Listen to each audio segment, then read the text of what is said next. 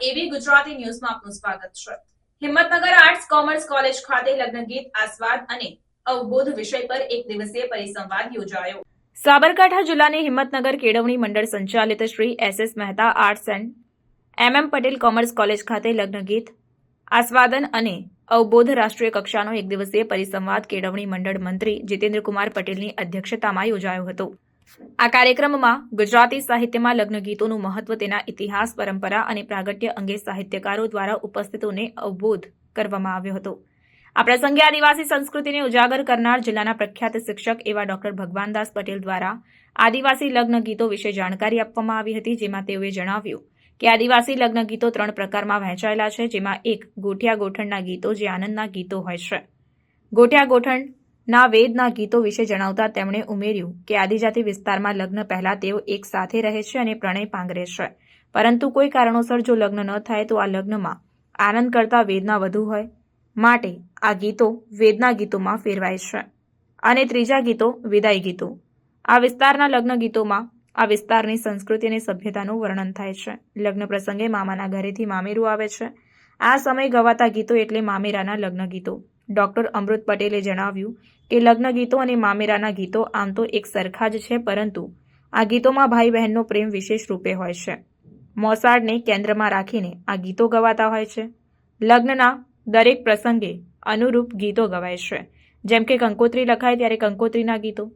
Doctor Premjibhai પટેલે લગ્નના ફટાણા વિશે જણાવ્યું કે લગ્ન એ 16 સંસ્કારોમાંનો એક સંસ્કાર છે, જેનું મહત્વ ભારતીય સંસ્કૃતિમાં જન્મ મરણ પછી લગ્ન છે। ગુજરાતી સાહિત્યની ઉત્પત્તિ મધ્યકાલીન સમયમાં એટલે કે 11મી-12મી સદીની આસપાસની કૃતિઓમાં આપણને લગ્ન ગીતો જોવા મળે છે। એથી વિશેષ રામચરિતમાનસમાં સંત કવિ તુલસીદાસ રચિત ફટાણા પણ જોવા મળે છે। આ ગીતોના મૂળ દર્શાવે છે। ફટાણાનો અર્થ તિરસ્કાર છે। આ તિરસ્કારમાં માર્મિક રીતે આનંદ છે। આ ગીતોમાં ગાળો મશ્કરી વિશેષ છે। આ ગીતો વિશેષ કરીને ટૂંકા હોય છે। ફટાણા ફટ દઈ બોલવામાં આવેલું, ઓછાછડું, બેફામ, બીભત્સ જેવા અર્થ થાય છે। સાયકોલોજી ભાષામાં જોવા જઈએ તો ફટાણા એટલે વાસનાનું વિરેચન એવું થાય છે। આ ગીતો હળવાશના ગીતો તરીકે પણ ઓળખાય છે। લગ્નમાં ગવાતા ફટાણાથી લોકો રમૂજ મેળવે છે।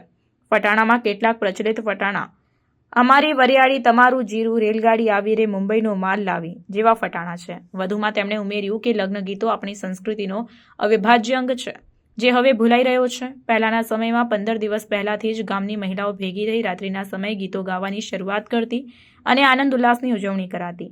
આધુનિક સમયમાં લગ્ન ગીતો વિસરાઈ રહ્યા છે। હવે ડીજેનો જમાનો છે। ગીતો ગાવા માટે પૈસા આપીને ગાયિકા બોલાવીને ચલાવવામાં આવે છે, જેથી આ રિવાજનો અપભ્રંશ થઈ રહ્યો છે। આ પ્રસંગે પ્રાગજીભાઈ ભાંભી, ડોક્ટર બલભદ્રસિંહ રાઠોડ અને ડોક્ટર દશરથ પટેલ દ્વારા લગ્ન ગીતોનો આસ્વાદ કરાવ્યો હતો। આ પ્રસંગે કોલેજના આચાર્ય doctor R N. Joshi, doctor Utpal Patel, doctor Dinesh Pateliya, doctor B G Parmar, doctor Rupa Bhatt, professor Vishal Vala, અન્ય પ્રાધ્યાપકગણ તેમજ વિદ્યાર્થીઓ આ કાર્યક્રમમાં ઉપસ્થિત રહ્યા હતા।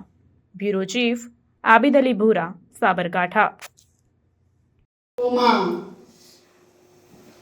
લોક સાહિત્ય સંકળાયેલું છે।